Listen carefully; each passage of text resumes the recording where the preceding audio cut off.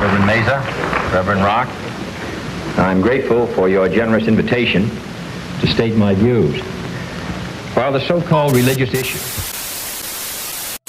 Halo sahabat, kamu pasti pernah dengar cerita kedekatan Presiden Amerika Serikat, JF Kennedy dengan Presiden Soekarno. Dan juga ada sebuah kisah tentang perjanjian yang konon katanya Soekarno memberikan 57.000 ton emas kepada Presiden Kennedy. Perjanjian itu disebut sebagai Memorial Green Hilton. Dan konon perjanjian itu yang menyebabkan terbunuhnya JF Kennedy. Dalam video kali ini, aku akan membahas kebenaran kisah itu. Benarkah Memorial Green Hilton itu pernah terjadi? Simak terus video ini sampai habis, agar tidak ada kesalahpahaman. Tapi sebelum lanjut ke pembahasan, jangan lupa untuk menekan tombol subscribe, bantu bangun channel ini, agar bisa terus memberikan informasi seputar sejarah dunia, beserta konspirasi di dalamnya. Mari kita mulai pembahasannya.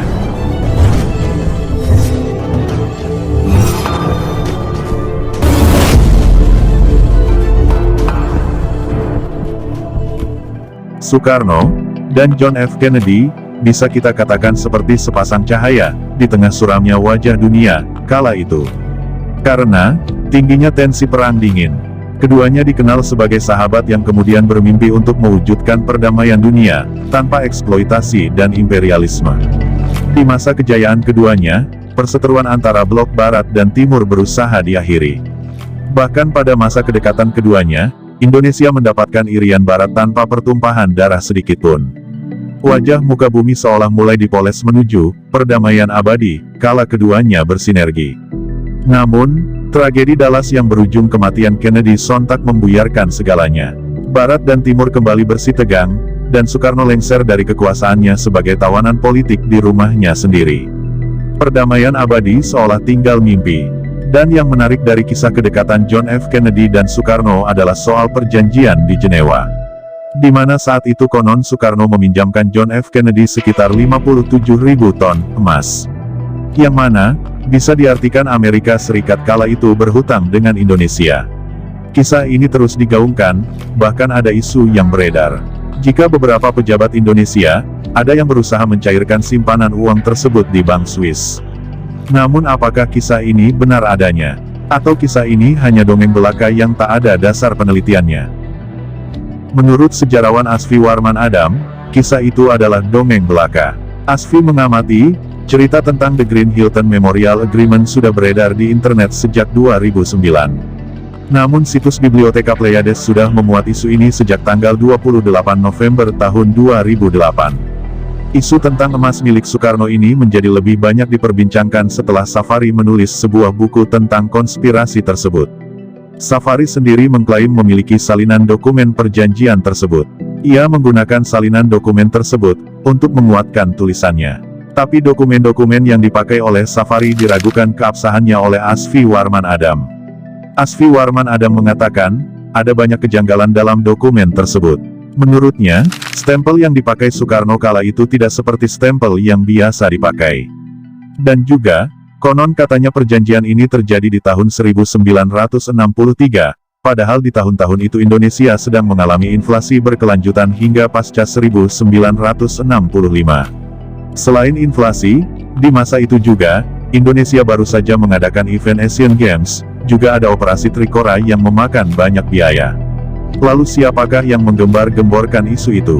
Sudah aku katakan di awal video, bahwa isu ini mencuat setelah Safari menulis sebuah tulisan yang mengangkat soal harta karun Bung Karno tersebut. Lantas apa saja yang dibahas dan dibicarakan oleh Soekarno dan John F. Kennedy? Kedekatan Soekarno dan John F. Kennedy adalah upaya Soekarno dalam rangka merebut irian barat dari Belanda. Soekarno meminta bantuan Amerika Serikat untuk membantu Indonesia. Di satu sisi, Kennedy kala itu agak keberatan, karena Belanda adalah sekutu penting bagi Amerika, dan di sisi lain, Amerika tak mau Indonesia menjadi condong ke Soviet yang pada saat itu adalah musuh Amerika pada masa Perang Dingin. Sebelumnya, John F. Kennedy sudah pernah mengunjungi Indonesia pada 1957 selaku anggota Kongres Amerika Serikat. Saat di Jakarta, Kennedy mulai paham mengenai status Indonesia sebagai negara yang bebas dan aktif. Akhirnya tepat pada tanggal 24 April tahun 1961, Soekarno menerima undangan dari Presiden ke-35 Amerika Serikat itu. Delegasi Indonesia tiba di Pangkalan Udara Andrews pada pukul 10 pagi waktu setempat. Bagaikan tamu penting, Kennedy menyambut kedatangan pemimpin Indonesia itu, dan langsung menuju ke Washington. Dalam buku Indonesia Melawan Amerika, Konflik Perang Dingin 1953–1963, tahun 2008, karya Baskara Tewardaya mengungkapkan, pertemuan kedua petinggi negara itu terkait dengan isu Irian Barat yang menjadi konflik Indonesia-Belanda di kancah internasional. Kennedy membuka pembicaraan dengan menanyakan mengenai pentingnya Irian Barat bagi Indonesia. Apalagi, menurut Kennedy, orang yang tinggal di wilayah yang sekarang disebut Papua memiliki ras Melanesia. Selain itu, Belanda memiliki keuangan yang lebih untuk mengelola wilayah tersebut.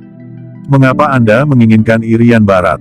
Kata Kennedy. Soekarno dengan tegas menjawab bahwa Irian Barat merupakan wilayah Indonesia dan harus kembali pada pangkuan bangsa. Wilayah itu bagian dari negara kami, dan Irian Barat harus segera dilepaskan, jawab Soekarno.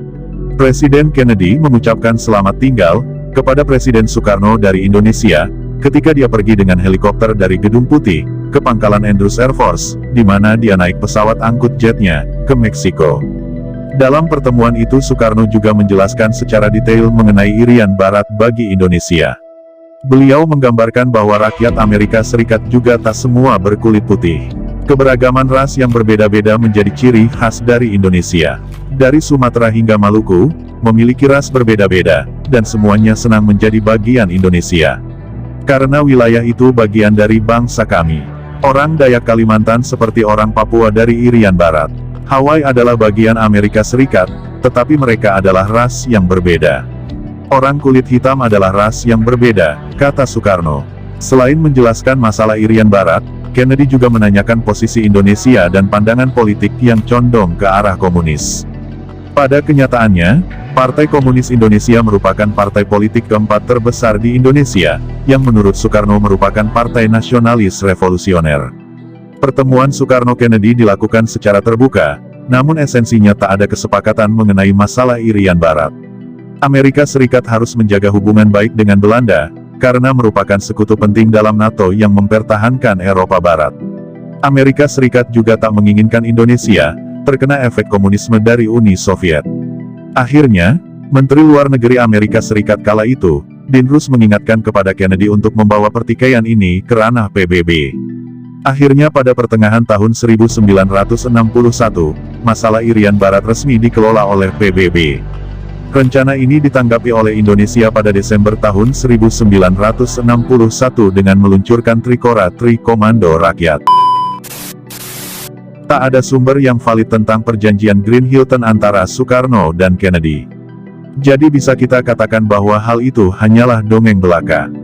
Baik, cukup sampai di sini pembahasan kita kali ini. Semoga informasi ini bermanfaat. Dan juga jangan lupa bagikan video ini dan tekan tombol like, juga subscribe untuk membantu channel ini, agar selalu memberikan informasi yang bermanfaat. Terima kasih dan sampai jumpa di video selanjutnya.